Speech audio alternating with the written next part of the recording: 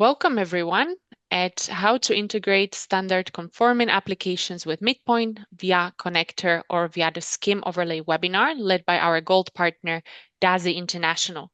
Since its founding in 2000, DAASI International has focused on delivering tailored solutions in identity and access management to companies, universities, and public institutions. Based in Germany, they provide consulting for leading open source products, services in hosting, training, and software development. Our speaker is Peter Gietz, the CEO of DAASI International. Peter is also actively involved in national and international projects, particularly in networking technologies within higher education. And throughout his career, he has been involved in standardization processes and research projects. In this webinar, Peter will talk about how DAASI International developed a SCIM overlay that translates between SCIM and the MidPoint API. So now I would like to give word to our speaker to get us started. Thank you and enjoy the presentation. Yes, hello everybody. Thanks for being here and thanks for your interest in our presentation. I will today talk about how to integrate MidPoint with other systems using a standard, namely the standard SCIM, how standards can help. First, I want to make a point how important standards are in open source. Then I will give you a short introduction into SCIM, and then I will have some examples how to use MidPoint in SCIM. There are SCIM connectors to provision SCIM-ready systems, and we developed a SCIM overlay so that you can use self-service framework for MidPoint. Open source software is not only about open source, but also about interoperability and work division. So basically, if we adhere to standards, we cannot attempt to create golden cages like other companies do. They support standards 90% and then have some proprietary additions to the standards, which then mean that the systems will not really interoperate with other standard compliant systems. And I think this is very important to interact with other products. So reference implementations of new standards are often, if not always, implemented as open source software. So open source is also very important in the genesis of standards. And since you do want to be free to use whatever product you want to use, again, standards conformity is very important, so that you can use a client product from vendor A with a server product from vendor B. And if both adhere to the standards, this will work. And this is what I call digital sovereignty. If you are able to use open source and to provide new features in open source, but also if you're able to just choose which product you really want to use if they use open standards. There's also a different culture. So open source and open culture with open standards is different from closed source products and proprietary protocols. This open culture is about collaboration, it's about innovation and reference implementations, and it's about standards conformity. You will see that open source software usually tries to be more standard conform than proprietary products. What is SCIM? Originally, this acronym was for Simple Cloud Identity Management. Thus, you see it was designed for cloud systems, but then they thought SCIM might be also useful in other use cases, and that's why they renamed it to a more general acronym, namely System for Cross-Domain Identity Management. So every time you want to transport identity information from one organization to the other, this standard is very useful for that. Yeah, it is a generalization for any provisioning between different domains. It's, quote, the open API for managing identities. And basically, it's a JSON and RESTful-based lightweight approach to identity provisioning. The standard is quite old. The first version 1.0 was published in December 2011. Version 1.1 in July 2012. And the current version is version 2.0, and this is from September 2015. And that's the reference. All the old stuff you can forget. And this 2.0 is defined in 3 RFCs. 1, definitions, overview, concepts, and requirements. That's a good text to get introduced into the standard. And then we have a RFC on the core schema and the RFC on the actual HTTP-based protocol. The working group is still active. The IETF working group that created the standard is still active. There are some active internet drafts the people are working upon. So it's a device schema extension to the SCIM model. So the SCIM schema for now only has user, enterprise user, and groups. And so there's a draft to define devices. Then there's a cursor-based pagination of SCIM resources, which is good if there are lots of identities to be transformed. So you can have paged results between client and server. There's a SCIM profile for security event tokens and for a delta query, thus only give me all new identities or all changes in identities since the last time I asked for it.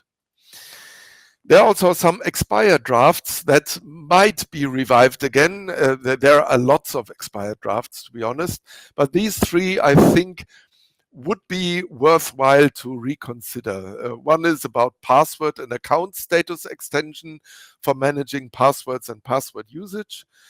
There's a just-in-time provisioning pattern in a protocol, such as XAML. So just-in-time provisioning is SSO technologies where current data of the user that just accessed an application will be sent to the application. The normal provisioning is just in case provisioning. So if there's a new user, it will be provisioned to the target. But sometimes it's also valuable to do just in time and just in case provisioning. And this draft tries to standardize that. And then there's a draft on privileged access management, which also could be worthwhile to reconsider. The SCIM is the follow-up standard to SPML, Service Provisioning Markup Language, and SPML was not very heavily implemented. DAASI, since we love standards, we did implement SPML, but not so many other vendors. This is not the case in SCIM. SCIM is heavily implemented. So simplecloud.info lists 45 implementations of the SCIM 2.0 standard. And as examples, we have Amazon, AWS, SSO, Calendly, ConID framework, Centrify, Django, SCIM, GitHub, Glue, Microsoft also implements SCIM, but be aware Azure, Active Directory, and Entra ID only support SCIM outgoing. If you want to provision Azure or Entra ID, you need to have a connector for the GraphML, the proprietary Microsoft protocol GraphML. But NetIQ, Okta, Omada, OneIdentity, Oracle, Ping Identity, SailPoint, Salesforce, Syncope, Unbound ID, WSO2, and many others implement both directions. 22 of these 45 implementations are open source. So in a nutshell, and these are basically direct quotes from the mentioned RFCs, SCIM is designed to manage user identity in cloud-based applications and services in a standardized way to enable interoperability, security, and scalability. SCIM's intent is to reduce the cost and complexity of user management operations by providing a common user schema, an extension model, and a service protocol. And SCIM provides a platform-neutral schema and extension model for representing users and groups and other resource types in JSON format. This schema is intended for exchange and use with cloud service providers. To summarize that, and that's a quote from simplecloud.info, in essence, make it fast, cheap, and easy to move users in, to, out of, and around the cloud. So this is a reduced SCIM schema. So basically everything is a SCIM resource. And we could think about resource as an abstract object class if you have the LDAP model in mind. And from this abstract class, there are some derived classes. One is user, and user again has an extension, enterprise user, and then we have the group as resource. And potentially, I already mentioned the internet draft on devices. Potentially, there are other schemas that could be defined. But not only these schemas are resources, but or the single definitions are resources, but also the schema defining these user and group and enterprise user are sort of derived from abstract object class resource, as well as service provider configuration. So basically, this version is all you really need to know about SCIM schema. This is a JSON object with a minimal representation of a user. So of course you have to reference the schema that you are using. We are using the SCIM 2.0 user schema for this. Every user has an ID. This is a 128-bit UUID and a username, which could be the email address. And then you have meta information you need. So it's the resource type, when it was created, when it was last modified, what version of this user you're looking at, and the location where you can find this user. So the URL where you get this user information. Of course, the user can have additional attributes. For instance, there's the name attribute, which has a version of subtypes. So you have the formatted name, which means the whole name may be comparable to the display name in LDAP, which is Mrs. Barbara J. Jensen III. But you can also provide the single bits of this formatted name, which is the family name, the given name, the middle name, and then honorific prefix and honorific suffix. And this is, well, I'll get back to the criticism a little later. So there are basically two different ways to provide a name, formatted and in the and all the single parts. I would advise to use all of it, formatted and all the single parts. Of course, you can have phone numbers and emails, and there also you can have different types of phone numbers and different types of emails. Here in this example, you have the work email and the work phone number. Of course, there is also a type home, for instance. Then you can have the Boolean, whether this is the primary email, and then it's just primary equals true. This was the user schema. Now there's this first extension called enterprise user. Again, we reference the user schema and this enterprise schema. And the new attributes that come with this extension are employee number, cost center, organization, division, department, and manager.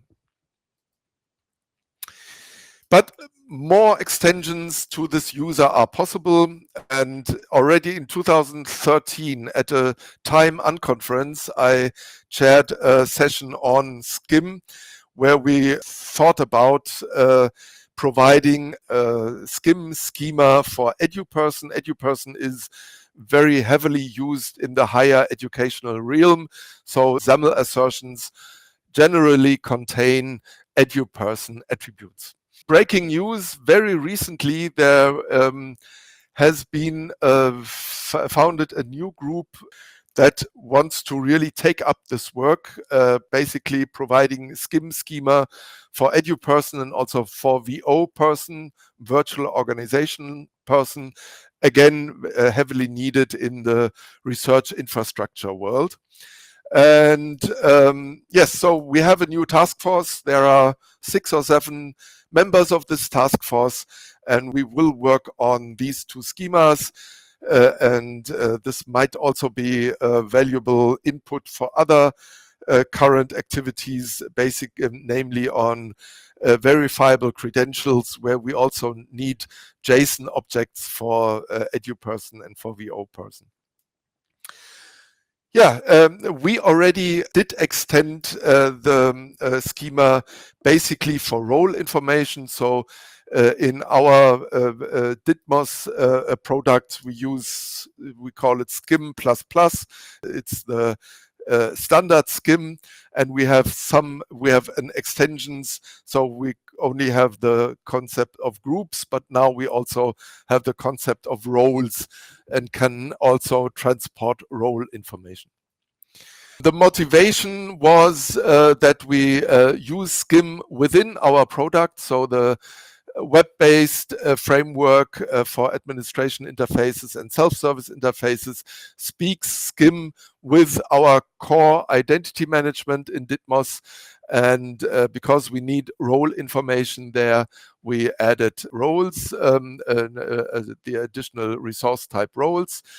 We also needed meta information, namely permissions from our central policy decision point, and also the information when the user has logged in the last time.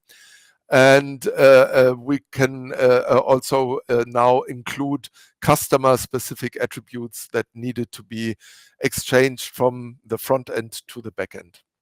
How did we do these extensions? We tried to stick as close as possible to the standard SCIM specification. So the roles are modeled very, very similar to the groups objects. And in the protocol extensions, we needed an additional parameter to support multi-tenancy. So we can say this user is from tenant ABC. How it works in practice. So basically, we use the same user endpoints, but if we say get user, for instance, we just return additional JSON attributes such as tenant or roles. And if you want to have a group and do local search equals true, it will only return groups from the tenant of the authenticated user. In particular, if tenant is root tenant, do not include groups from subtenants. So we want, but this is also implementation specific. That's how we use SCIM internally. So Evolveum, and there's a nice page. I put the URL here on the slide. Sees a number of issues with SCIM, and yes, I don't want to hide these potential issues in SCIM. So one I already mentioned, there are more than one way to represent names.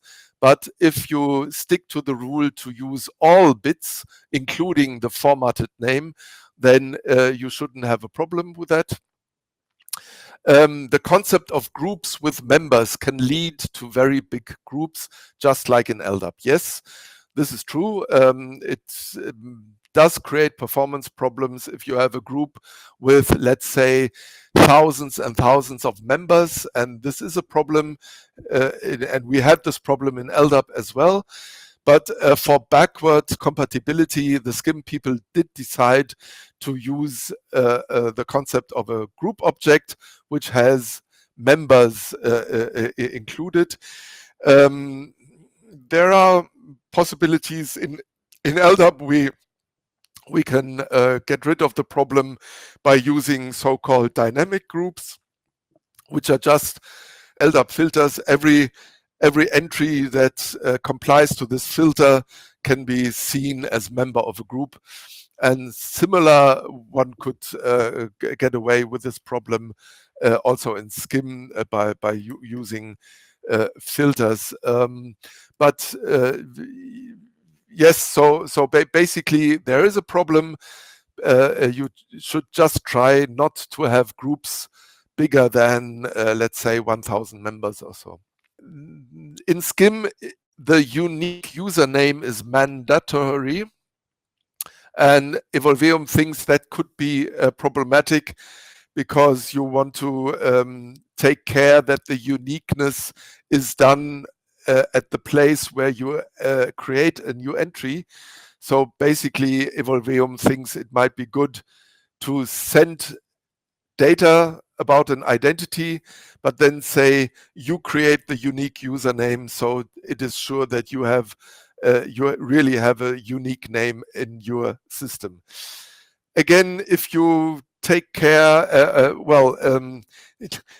there's always one entity which is responsible for an identity.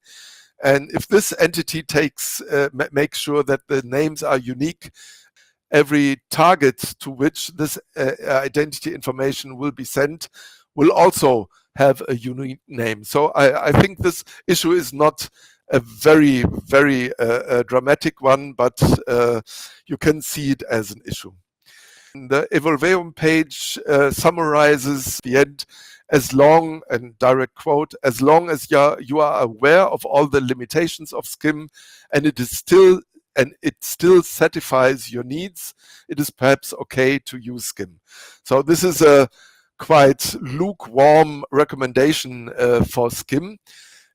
I myself would say, yes, one should be aware of potential limitations, but as rule of the thumb, if there is a standard, use it.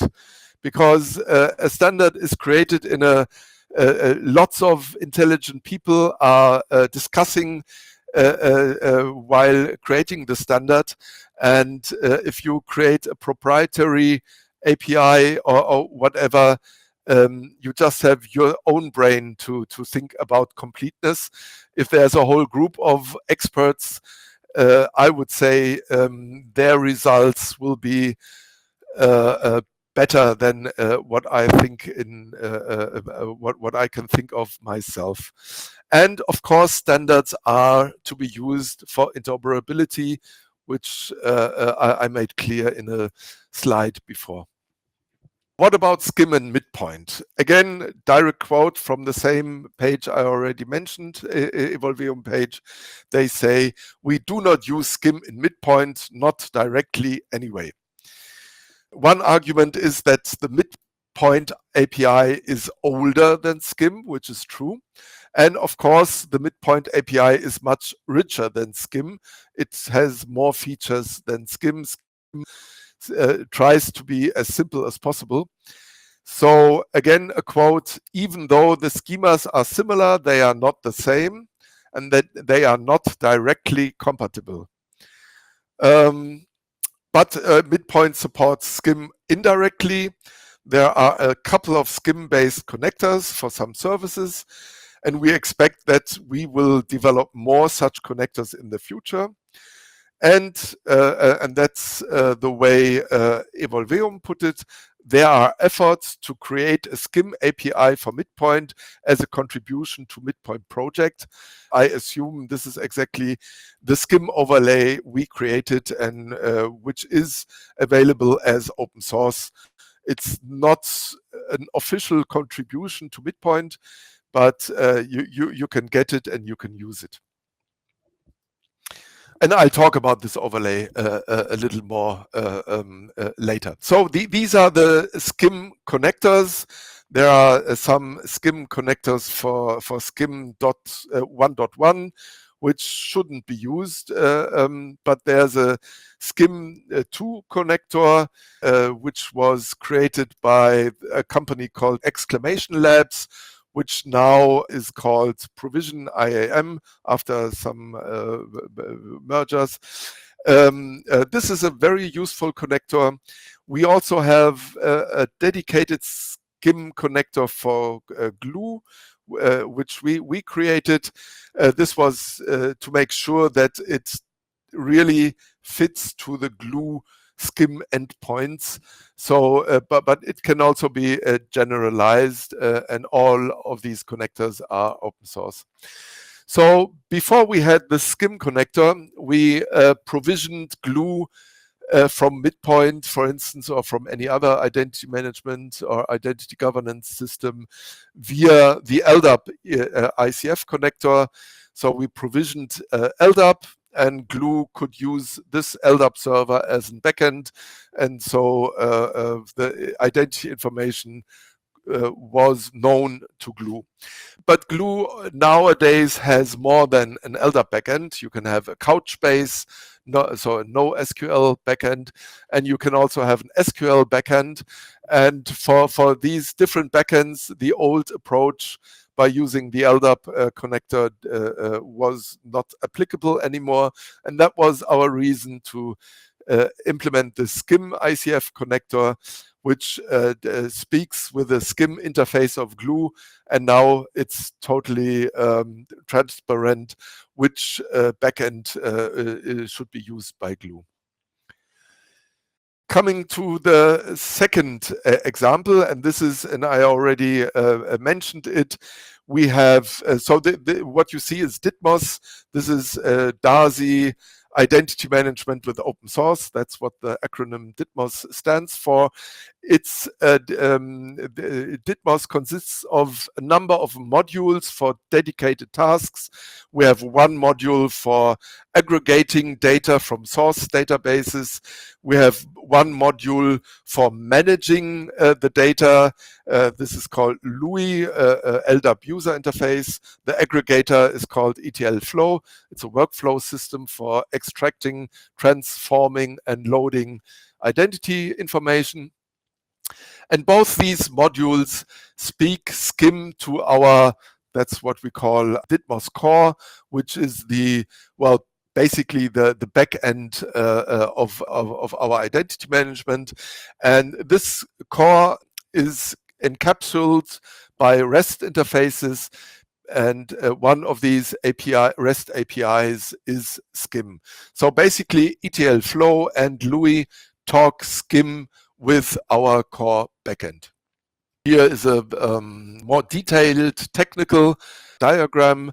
So basically the front end, LUI, will have the user authenticate with our identity provider, DITMOS2 Authenticator, which then gives an access token to the front end. And with this access token, the front end speaks SCIM with our SCIM API. So we implement OpenID Connect and SCIM within our identity management software. Why did we do that? DAASI had a customer that wanted to interact with MidPoint via SCIM because they had an own API gateway that already supported SCIM, and they wanted to have an own front end to manage the MidPoint data, and they wanted to reuse this front end elsewhere as well. And that's why we developed the SCIM overlay, which is nothing else but it talks SCIM to the outside, and to the back end it talks MidPoint API. It's nothing else but a SCIM API to MidPoint API gateway. And here is the URL where you can find this code. As I said, we also have front end. It's basically LUI. It's basically an Angular-based one-page application, which is highly configurable and flexibly extensible. and adjustable to any customer needs and any customer corporate design. And now with this SCIM overlay, we just have the possibility to provide our customers some a different self-service interface than the self-service that comes along with MidPoint. I think this is one of the very few minus points for MidPoint, that the self-service is not very intuitive, and so that's why in big projects we often do use MidPoint as provisioning engine and the administration interface of MidPoint, but for the self-service we use the SCIM overlay and our LUI-based self-service interface. Basically, with this SCIM overlay, in theory, any SCIM client could communicate with the SCIM overlay, maybe with some adjustments in the overlay if the SCIM client has some proprietary things or whatever. So I will not promise today that every SCIM client can talk with our SCIM overlay, but in theory, they should. What we know that works fine is that our LUI self-service can talk with the SCIM overlay, of course. And that's what we did for the customer with the customer gateway. That also works perfectly with our SCIM overlay.